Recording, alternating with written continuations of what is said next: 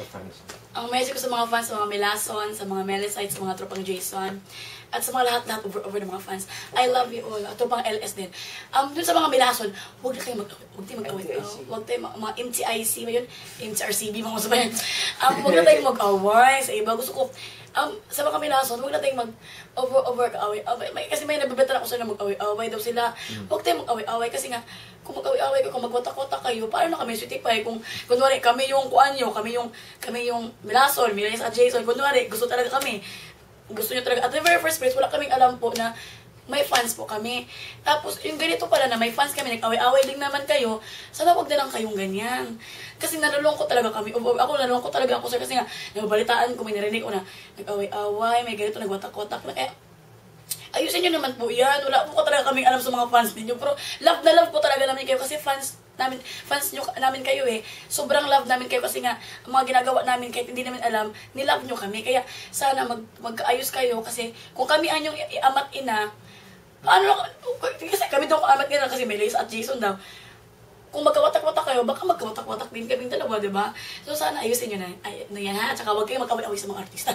Sa mga, kasi, kabago-bago naman namin. Kabago-bago, tapos bakit naman kayo ganyan? For first time, I love you guys. I love you all. I love you, Melason, sa subscriber, at saka sa lahat ng mga everything's going through. Melasites, tropang Jason, tropang LS. I love you all. Melason, Dami sinabi. Paulit-ulit. Basta Una, nagpapasalamat po sa mga tao nagsuporta sa akin ni Isay. Tsaka, hindi na lang magbanggit ng pangalan, baka may nakalimutan ng isa. Yun po. Tsaka, sana po mas suportahan nyo pa kami ni Isay. Kasi parang hindi namin to kaya ng dalawa lang kami sa daming tao na nambabato sa amin na kumbaga yung mga tanong, mga bagay na dapat namin gawin, kung ano yun. Dapat kailangan talaga po namin kayo. Kaya sana, andyan kayo palagi sa amin tabi ni Isay para masuportahan nyo kami kasi dito sa Maynila napakabago namin, hindi namin talaga alam gagawin tapos wala pa kami makasama. Mas maganda yung mas marami ka na pong kaibigan, mas marami kang tao na nagtutulong sa iyo kahit hindi mo sila kilala, hindi mo sila nakakausap ng personal. Ako po ay nagpapasalamat sa inyo at sana huwag po ay magbaga sa amin ni Isay.